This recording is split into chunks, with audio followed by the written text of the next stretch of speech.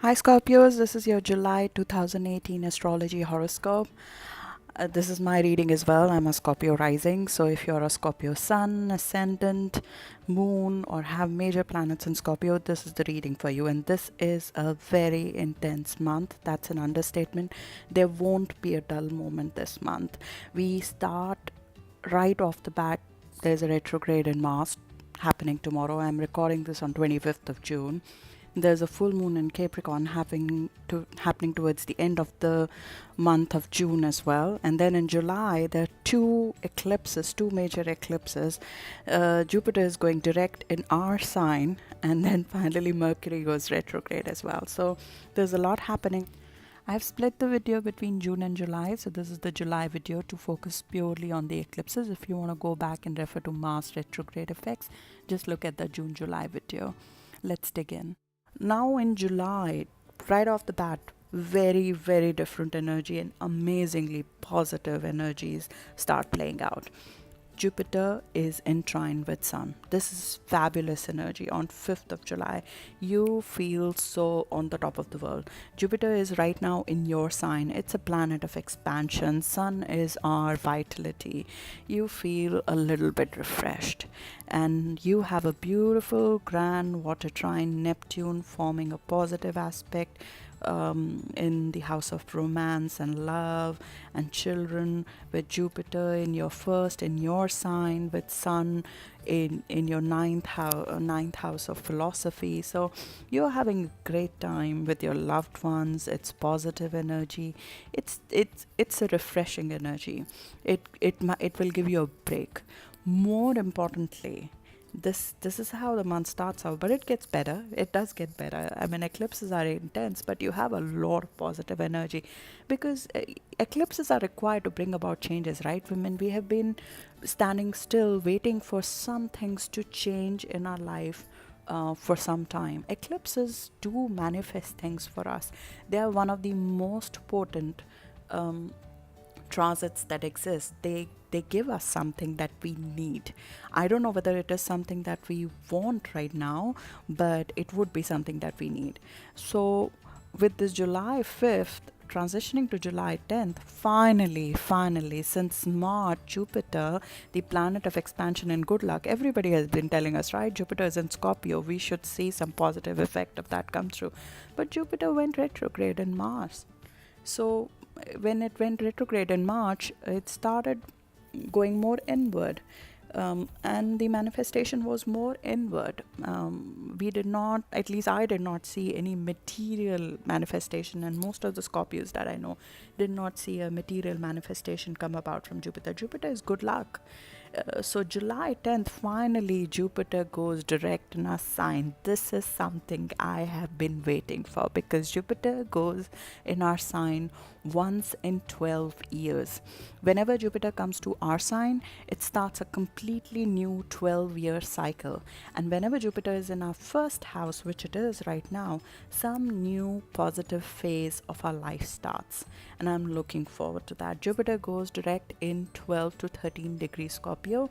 So if you are on maybe November 1st week born Scorpio, this will immediately show you a positive result. You will see something come about. It's extremely positive if you were born in the first week of November for you, because it will conjunct your sun. Or if you have ascendant in 12 to 13 degrees Scorpio, moon, or any other personal planets within those degrees, you would see some manifestation come about immediately. You you have been going backward for the last, we're sitting in July, so at least 4 or 5 months we've been going backwards, rethinking how we do things, while Jupiter was moving backwards and was in the slow lane. It was all pent up energy, us thinking, when are we going to get our time? And now suddenly it goes wild. It's suddenly out of the cage, and it's immediately right off the bat, it's transiting other planets. It's squaring Mercury, it's in trine with Sun, it's in trine with Venus soon. So you would see a lot of positive energy come about. You would see new ideas flowing in, but it's just about moving direct. So there's a lot of restlessness. we might miss details. You want to be careful about that. When that happens, you might overwork yourself. You should be careful about that. Just focus on the bigger picture things right now. Don't go into the details, because it's not yet the time to go into the details. Jupiter will be squaring Mercury. It's brilliant time. High hopes are there, but you're working on higher level. If you'll miss the details during this time, so don't go into any detailed work. This is also a time you might be running in circles, but I mean, just enjoy this time, man. I mean, in earlier July, I'm really looking forward to that time. This is touch anything and turn to gold energy, especially when Jupiter in your first is trining Sun. Um, and when Jupiter is in the first house, you need to be careful what you wish for, because you want to, this is once in 12 years, so you want to put your energy in the right direction for it to manifest right now. So just try to focus your energies, just ground yourself, try and plan now what you want to put your energies in when that positive time is coming. And there's a Earth grand trine where Venus is trining Uranus and Saturn. So Venus, our planet of love, is in, and money is in our 11th house of larger networks at that time, and Uranus is, as I said, is in our close partnership. Saturn is in communication. So the way it could plan out for us, Venus and Uranus together could help us try something new during that time. Saturn Uranus could help us during in the transition to this something new, and Venus and Saturn together could give us long-term results and maybe even money from our social networks.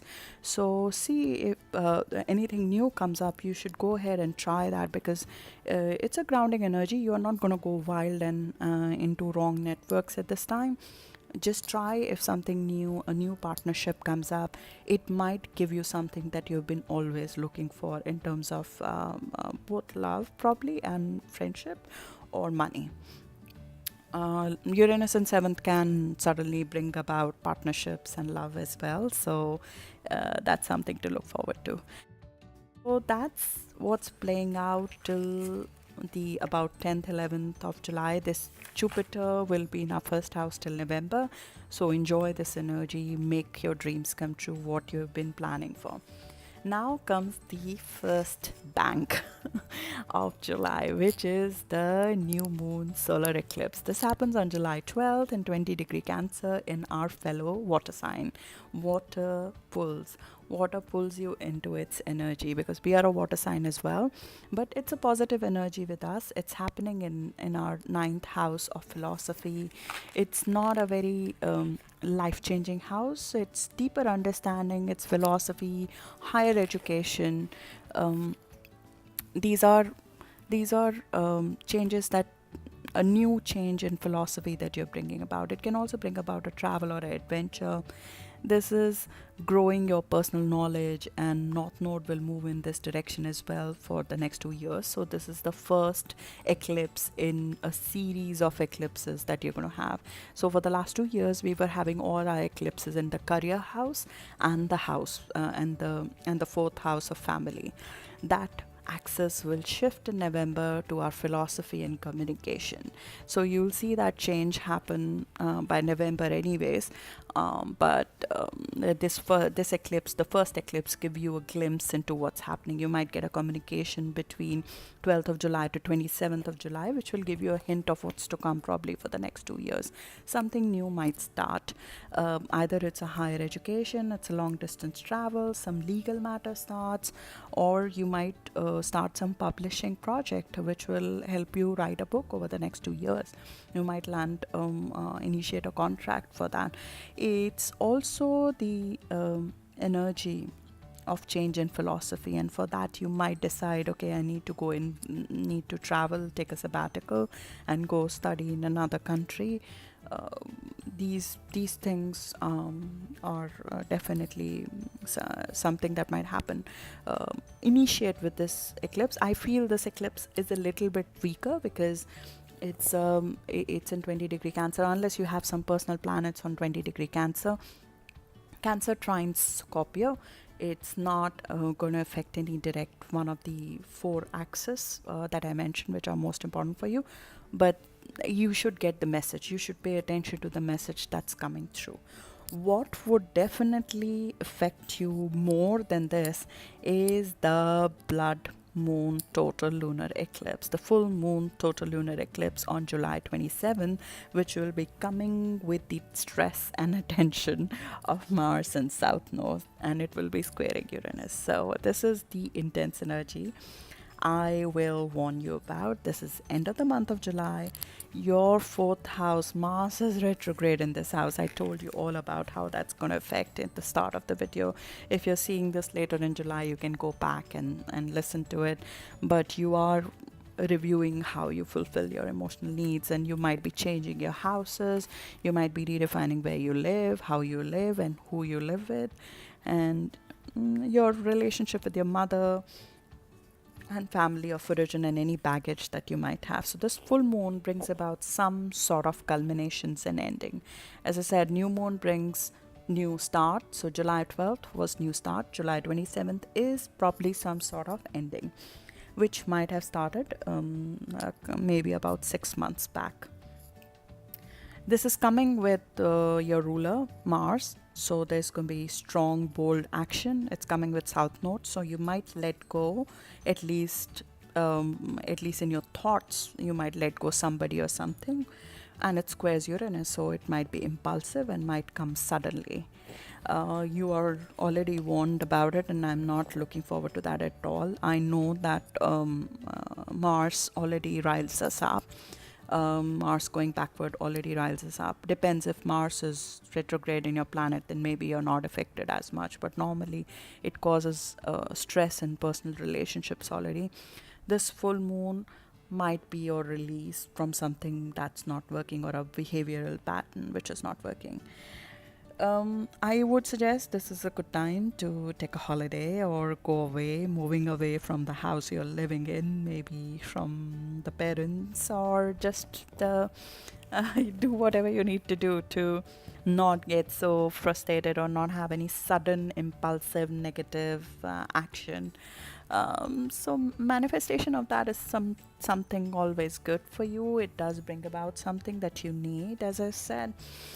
There is a polarity also that comes into play, because the full moon is when moon and sun are coming opposite to each other, and sun is throwing its full light on the moon. So the opposite house comes into play, and the opposite house, or the fourth house, is your 10th house of work. Work and house life are opposed in astrology, as I guess gods would have it. So the work-life balance axis comes into play for probably one of the last times. This is one of the last Aquarius full moons, I think, that you're having. We've been having eclipses in Aquarius since 2016, so you've seen this axis play out many times. But in this case, the issue could be that, have you been focusing too much of your energy at home, and maybe the house, maybe your work is in a mess. So how do you manage the balance of the two? So take a break from home, detach, spend some time alone. I know I'm going to take some form of holiday during in July, because this is definitely going to affect us.